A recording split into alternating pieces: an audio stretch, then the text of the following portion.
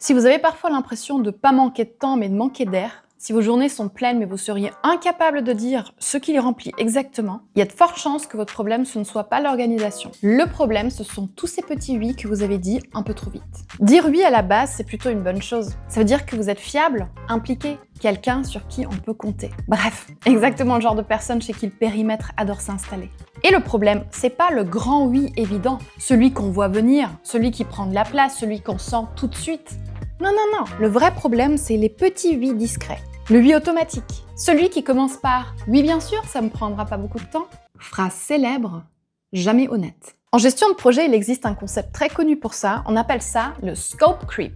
C'est le moment où le périmètre d'un projet il s'élargit petit à petit, pas brutalement, pas officiellement, juste un tout petit truc en plus, puis un autre, puis encore un. Et un jour on se retourne et bam! Le projet, il a plus grand chose à voir avec ce qui était prévu au démarrage. Dans un projet, le scope creep, c'est une cause classique de surcharge, de décalage et parfois même d'échec. Dans la vie personnelle, moi j'appelle ça souvent être trop gentil. Prenons un exemple tout simple. Vous répondez à un message alors que vous êtes déjà super fatigué, parce que comme ça c'est fait, un message pour confirmer un rendez-vous, vous voulez rassurer quelqu'un, vous voulez régler un petit détail. Sauf que ce message, il entraîne une réponse, puis des échanges, puis une autre réponse, une question, une décision, et tout à coup vous vous retrouvez à avoir dit oui à une action. Vous étiez fatigué, vous n'avez pas réfléchi, vous avez dit oui, bim. Il y a aussi une autre situation très classique. Je vais m'en occuper, ça sera plus simple. Prendre rendez-vous pour tout le monde, centraliser les infos, faire le lien entre plusieurs personnes, relancer parce que personne ne répond jamais du premier coup dans le groupe WhatsApp.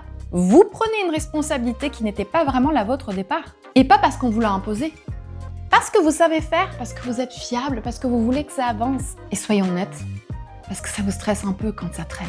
Alors, pris séparément, aucun de ces oui est dramatique. Mais mis bout à bout, ils élargissent le périmètre sans jamais poser la question essentielle. Je vais faire ça avec quelle capacité? Le projet grossit, la charge augmente, mais le cadre, lui, il n'a jamais été mis à jour. Et c'est comme ça qu'on se retrouve à étouffer dans des journées pleines de choses qu'on n'avait jamais vraiment décidé de porter. Et limiter le scope creep, ça veut pas dire devenir quelqu'un de désagréable. C'est juste arrêter de dire oui comme si vous aviez une batterie infinie et un chargeur intégré. Avant de dire oui, posez-vous 3 questions très simples. La première, est-ce que c'est vraiment à moi de le faire? Parce que savoir-faire ne veut pas dire devoir tout porter. Si à chaque fête de l'école, c'est toujours vous qui vous retrouvez à ramener 3 quiches faites maison pendant qu'il y en a d'autres, elles apportent même pas une bouteille d'eau, il y a un moment où vous avez le droit de dire non. Cette fois-ci, vous n'amenez pas les quiches, quelqu'un d'autre va s'en charger. Qui? Pas votre problème. Deuxième question, qu'est-ce que ça va remplacer? Parce que si vous dites oui à une chose et que vous êtes déjà bien chargé, faut bien que quelque chose saute en face. Donc, ok Brigitte, je vais ramener les 3 quiches.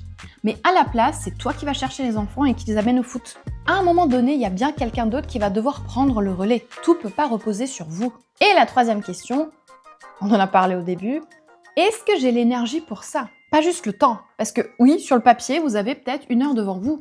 Mais cette heure, elle arrive après une journée chargée, pleine de discussions et 0 pause mentale, et donc oui, techniquement, vous avez le temps, mais non, vous n'avez plus d'énergie pour faire ça. Vous n'avez plus la capacité. Et comme on a vu dans les vidéos précédentes, ce qu'on pilote, c'est pas juste le temps, c'est la capacité réelle. Et parfois, la bonne réponse, c'est même pas de dire non, c'est oui, mais pas aujourd'hui. Oui, mais pas comme ça. C'est pas de l'égoïsme, c'est du cadrage. Chaque oui ajoute du périmètre, mais votre capacité, elle se met pas à jour toute seule. Donc, au fond, c'est assez simple. Plus vous dites oui, plus vous ajoutez du périmètre. Plus vous ajoutez du périmètre, plus vous dispersez. Plus vous dispersez, plus ça devient lourd mentalement. Et ça, c'est pas un problème de volonté, c'est pas un problème d'organisation, c'est un problème de capacité. Et maintenant, dites-moi, à quoi vous avez dit oui alors qu'au fond, vous auriez dû dire non? On se lit dans les commentaires et je vous dis à très vite sur Ma vie en mode projet.